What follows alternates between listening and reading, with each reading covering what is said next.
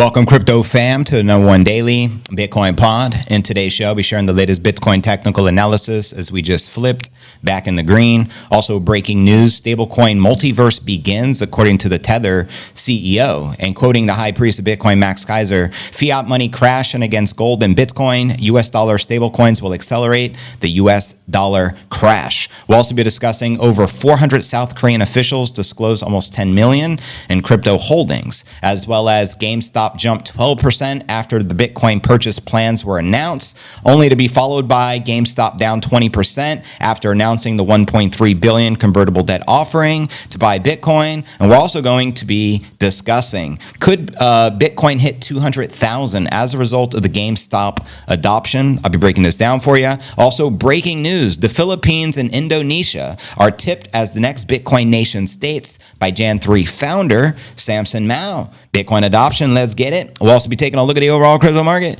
All this, plus so much more, in today's show.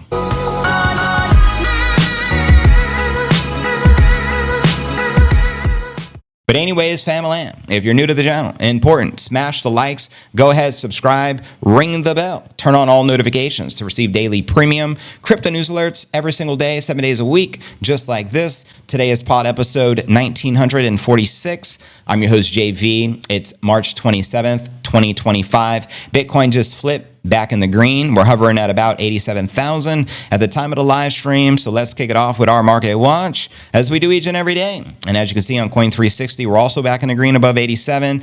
Ether is correcting just above 2,000. XRP down 2%. And BNB, Solana, Cardano, and Tron pumping and in the green. And checking out CoinMarketCap.com. The current crypto market cap is sitting at a $2.84 trillion mark. It's back on the rise, which is cool. The Bitcoin dominance market cap is 1.7 trillion. We got 75 billion worth of volume over the past 24 hours. With the Bitcoin dominance, 60.8%. With the Ether dominance, 8.5%. And checking out top 100 crypto gainers past 24 hours. Curve Dow token up 10% on the day, followed by Bera up 9%, followed by Maker up 8%. Which altcoins are you bullish on? Let me know. And checking out the crypto, actually, let's do the crypto bubbles, then the greed and fear index. According to the crypto bubbles, to get a visual perspective on the day, I'd say 60-40 right over the green. Zooming out on the monthly, ouch, maybe 80-20, blood red Rex City over the green. And checking out the crypto greed and fear index. Today we're 40 fear, yesterday at 47, last week at 49, last month 25, extreme fear. And checking out the time chain calendar. We have 160,299 blocks until the next halving in 2028. And we're currently on block number 889,701. But who's counting besides me? And you currently exchange one fiat monopoly dollar for 1,150 sats to pick up the sats, put down the gas, pick up the Bitcoin caps at bitcoincaps.net. My man Sergio, tell him I sent you, and let's freaking go. Here we go. Headline here reads, Bitcoin price prediction markets bet Bitcoin won't go higher than 138,000 in 2025. Personally, I think that's redonkulous. Even my bear scenario is a 222, which is way above and beyond this, but we'll entertain it nonetheless, and then I'll pull up some of the live charts. So yeah, conservative poly market users cap the Bitcoin price upside at 60%. The Bitcoin bull market projections have taken a beating this quarter thanks to multiple setbacks impacting crypto and the wider risk asset spectrum. Now an assessment of the potential Bitcoin price outcomes on Polymarket concludes the bull market cycle may be capped at around 60% before next year. The results were uploaded on X and showed the price bets extend all the way down to 59 G's, baby. Quoting them here. The great thing about this analysis is that it not only provides a market sentiment score like the fear and greed index, but also attaches unexpected or expected price targets for both bearish and bullish scenarios. This offers a reference to compare one's price prediction along with the market. As outlined here, the Bitcoin price targets as per Polymarket. Now, if you don't agree with that and you're a betting man, you can place your bet that Bitcoin will go higher, and the odds are in your favor.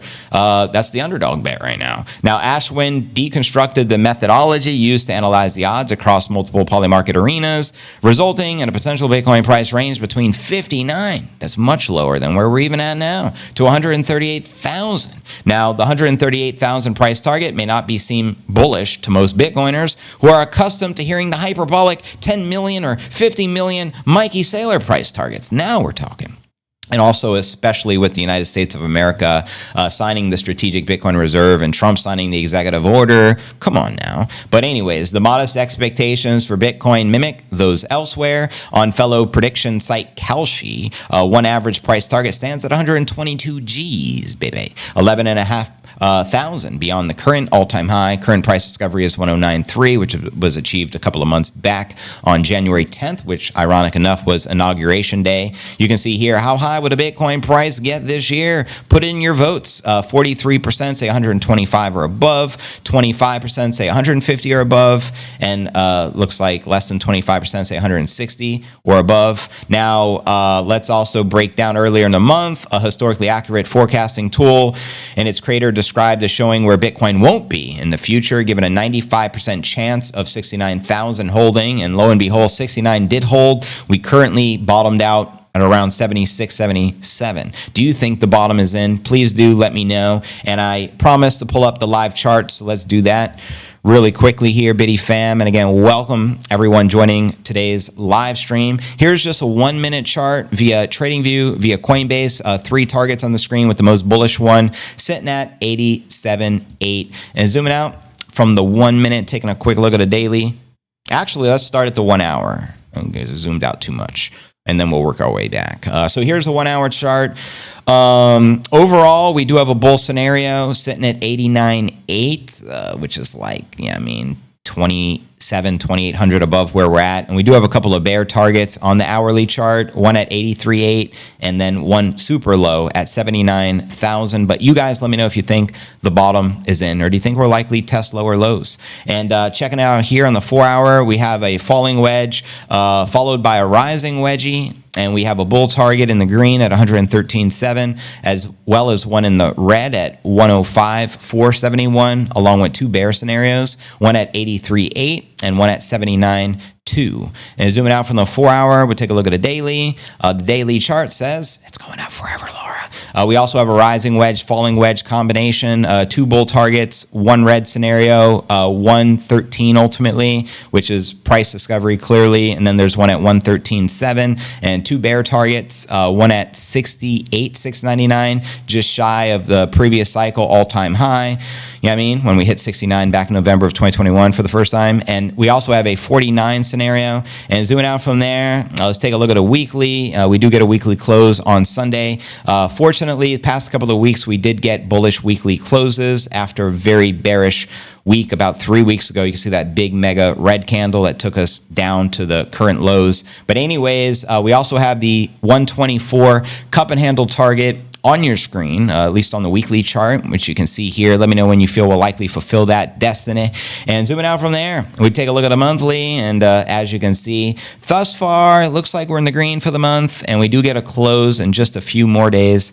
I'm assuming there's 31 days in March. Let me pull up my calendar just to make sure. Let's see. Yep, and then April Fool's Day is the following day on April 1st. So get your April Fool's jokes in order in advance. But anyways, let's move on. Next bitty story of the day, family. Let's discuss the multiverse of stablecoins. That's right. Stablecoin multiverse begins, according to the Tether CEO, Paolo. Paolo, CEO of the stablecoin issuer Tether, said the industry just entered into a new era, the bitty era, marked by an influx of stablecoin solutions from both private companies and the governments. In a new thread, he said the crypto industry just entered the stablecoin universe era, where multiple stablecoins are launching to meet the global growing demand. As he outlined right here on X, new era begins, the stablecoin multiverse. Hundreds of companies and governments are launching or will soon their stablecoins, their digital dollars, right? I am very proud to see such massive adoption of a technology that Tether created back in 2014. Best of luck, everyone. You're going to need it. However, Slava Demchuk, CEO of crypto compliance firm AMLBot, shared that she disagreed with the premise that there are hundreds of stablecoins launched by companies and governments, drug traffickers, anti-money laundering, tax avoidance. He said the claims are an exaggeration and highlighted that launching a stablecoin is a complex and resource-intensive process, hence why he said, good luck with that one. Quoting him here, MICA, for instance, imposes stringent requirements, particularly prudential ones, such as capital reserves, liquidity buffers, and robust governance structures that not all companies can easily meet. On the other hand, Demchuk noted that the growth in the number of the stablecoins poses a challenge and risk. He pointed out regulatory regulatory differences across jurisdictions are an issue, with MICA providing clarity in the EU while the US markets are still in debate, leading to a global patchwork of the rules. He warned that such inconsistency risks pushing companies to less regulated markets. The consequence of such an exodus would be that the consumer protection efforts would be undermined. Now, also, he claimed Tether currently counts 400 million users worldwide, almost a half a billion users.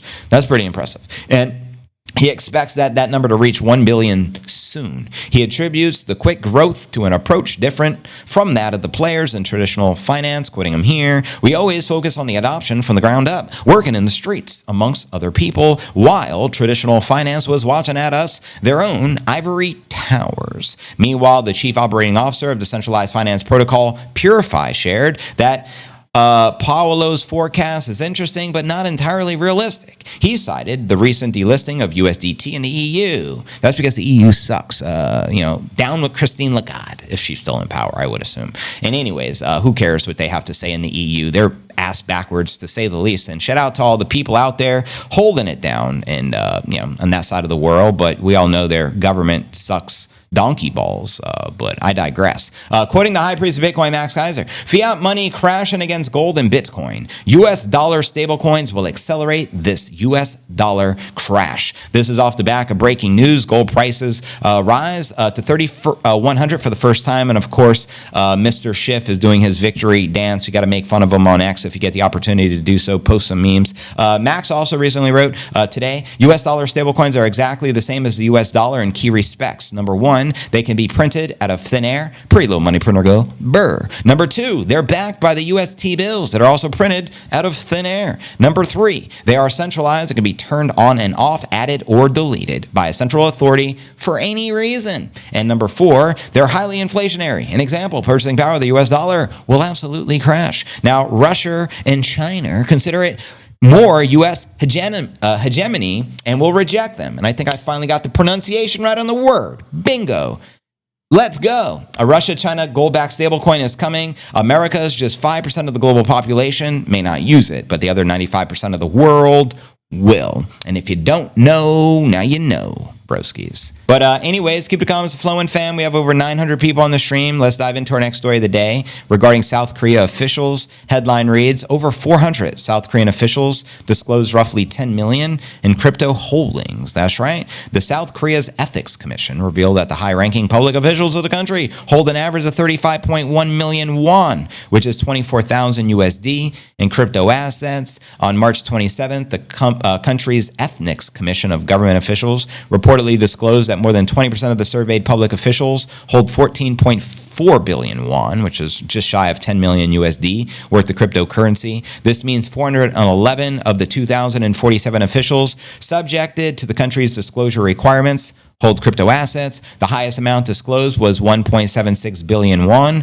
which is 1.2 million USD, belonging to Seoul City Councilor Kim Young. Someone got a good job there. The officials held different crypto assets, including the Biddy, Ether, XRP, Dogecoin, and Luna Classic, the ultimate shitcoin. Now, the disclosure of public officials' crypto assets follow calls for transparency from the Prime Minister. 2023 South Korean Prime Minister Dan Dyok-soo, I know I'm butchering the name, but bear with me, said in a news conference that the high-ranking government officials must include crypto in their property disclosures.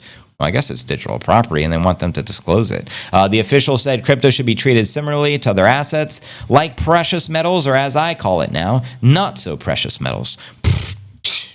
May 25th, 2023, South Korea passed the bill mandating public officials to include crypto in their public asset disclosures. Now, if you were holding crypto hypothetically in a private wallet and your government wanted you to disclose it, genuine question, would you? Let me know. The new system granted South Koreans access to the crypto holdings of at least 5,800 public officials. And the reason I brought that up is I'm sure there's some public officials who are not disclosing it. You could assume, especially if they had a large amount of crypto and they don't want no one to know about it. Because some people may have acquired it peer-to-peer and not necessarily bought it, and there's no record of it. And so it's like, would you invite a vampire under your bed? Probably not. But anyways, in June of 2024, crypto exchanges in the country launched information provision systems to simplify the registration of information about crypto holdings. The new law was created in response to controversy involving South Korean lawmaker Kim Kuk, what a name, Kim Kuk, who was accused of liquidating crypto assets and concealing holdings of around 4.5 million. And that's precisely what I would expect people who had millions in crypto to do if the government wanted them to disclose of it. Like, they're not probably going to do that unless they're just 100% transparent, in which I wouldn't anticipate most people to be, but I digress. Kim departed from the Democratic Party at the height of the controversial lawsuit to relieve party members of the burden of the lawsuit. And while prosecutors requested a 6-month prison sentence for Kim, the lawmaker was eventually acquitted after a judge ruled that crypto assets were not subject to public disclosures. Bingo! I love that. Let me repeat what the judge said. Crypto assets are not subject to public disclosure. So if you got crypto in your private wallet, let's keep it private. You lost in a boat accident. Tax that, lizard folk. And with that being shared. All right, next story of the day, GameStop saga. We have a lot to share here, and then we'll get into the Bitcoin countries that are most likely to be next, according to Samson Mow, for nation-level adoption of the Biddy as the game theory continues. But this was the big news. GameStop jumped 12% after Bitcoin purchase plans were announced by their board of directors. And then ironically, the following day, they announced acquiring $1.3 billion convertible debt offering to buy Bitcoin, and we dropped 20%.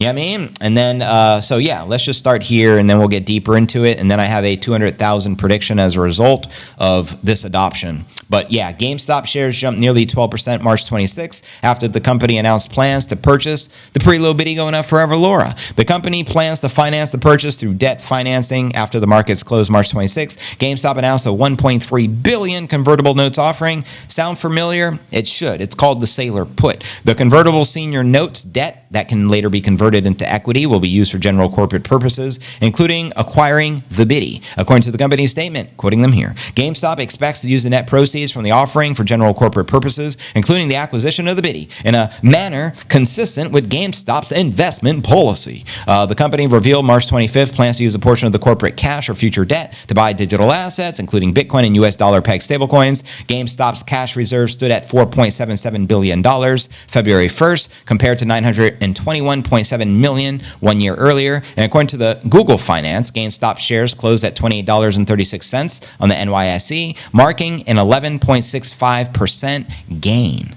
on thy day. The company reported a net income of $131 million for Q4 2024 compared to $63.1 million the prior year Q4. And although net sales have fallen $511 million year over year, the company has been aggressively cutting expenses, including closing 590 stores throughout the United States in 2024. How many of you have like a GameStop in your local area or city or shopping mall? Let me know. GameStop was once at the center of the 2021 meme stock craze when retail traders orchestrated the infamous short squeeze that sent the price of the stock soaring like a roaring kitty. Not me. I'm for the bitty. I'm for the nippinator. I'm for Nipsey.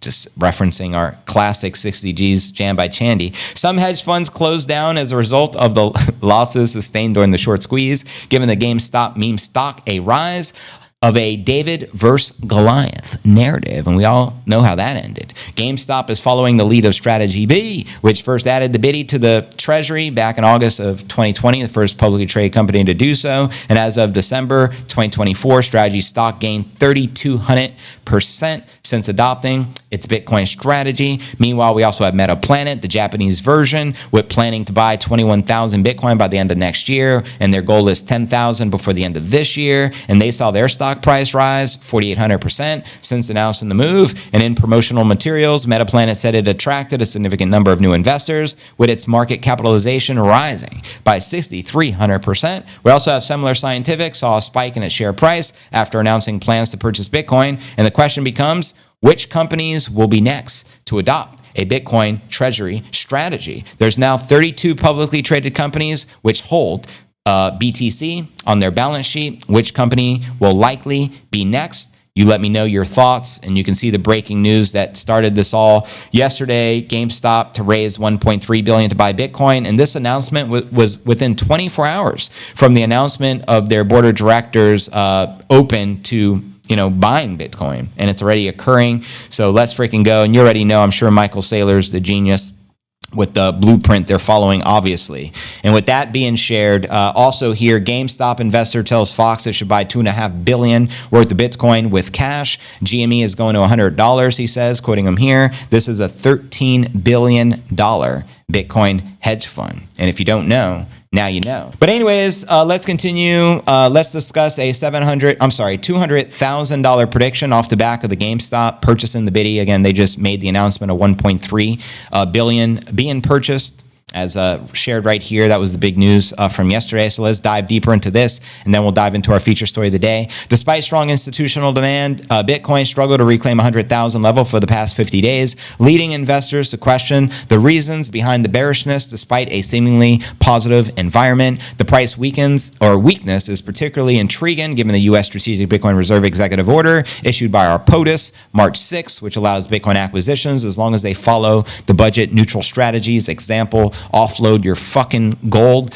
allegedly at Fort Knox and trade it for the apex predator, the hardest asset to ever exist. That's what the Nippinator would do. On March 26, GameStop, the North American video game consumer electronics retailer, announced plans to allocate a portion of its corporate reserves to the biddy. The company, which was on the verge of bankruptcy in 2021, successfully capitalized a historic short squeeze and managed to secure an impressive almost $5 billion in cash equivalent by February of 2025. And question for the broskies, where do you think that $5 billion in cash is about to enter? And don't say the dragon on behalf of Bruce Lee. Bruce Lee, rest in peace, is entering the preload biddy. Why? The preload biddy is going up forever, Laura. Now, a growing number of U.S.-based international companies followed Michael Saylor's playbook, the Saylor Put, including Japanese firm Metaplanet, which recently appointed Eric Trump, son of President Trump, to its newly established strategic board of advisors. I think that was a very clever move. And similarly, the mining conglomerate Marathon Digital, the largest Bitcoin mining company, adopted a Bitcoin treasury policy to retain all the biddies, an increase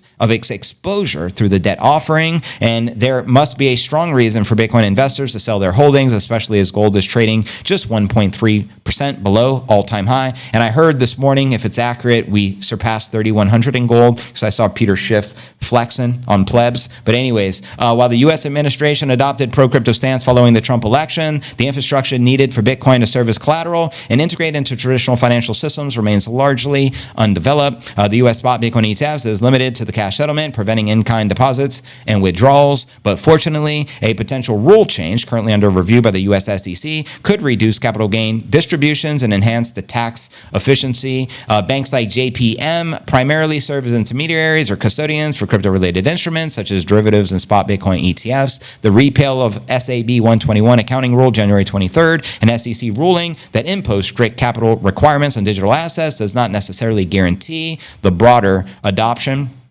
And scrolling down a little more, let's just dive all the way down here. Institutional investors remain hesitant to gain exposure to Bitcoin markets due to concerns about market manipulation and a lack of transparency amongst the leading exchanges. The fact that Binance, KuCoin, OK, and Kraken have paid significant fines to the U.S. authorities for potential anti-money laundering violations and unlicensed operations further fuels the negative sentiment towards the sector. But ultimately, the buying interest from the small number of the companies is not enough to push the biddy price to $200,000 per coin, and additional integration with the banking sector remains uncertain despite more favorable regulatory conditions. Until then, my friend, Bitcoin's upside potential will continue to be limited as risk perception remains elevated, especially within the institutional investment community. And if you don't know, now you know. Now, personally, I'm going to say it. I've said it before. I'll say it again.